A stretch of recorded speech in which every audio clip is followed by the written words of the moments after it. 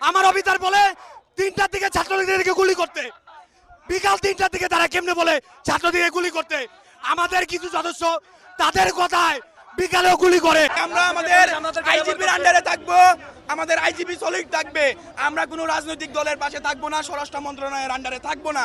আমাদেরকে ইউজ করে কমান্ড করলে আমরা যদি কথা না বলে আমাদেরকে সাসপেন্ড করে। আরুন বিপ্লব আইজিপি আরো আছে ভাই, এগুলা ওসি প্রদীপের উত্তরসূরি অনেক ওসি আছে ভাই।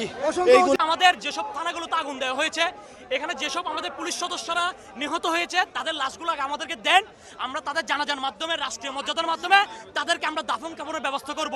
আমাদেরকে বাধ্য করছে, ফায়ার করতে বাধ্য হয়েছি। আমার তো জীবনের মূল্য আছে রে ভাই, আমার ফ্যামিলি আছে, আমার পরিবার আছে। যারা শহীদ হয়েছে তাদেরকে রাষ্ট্রীয় মর্যাদায় দাফন করতে হবে।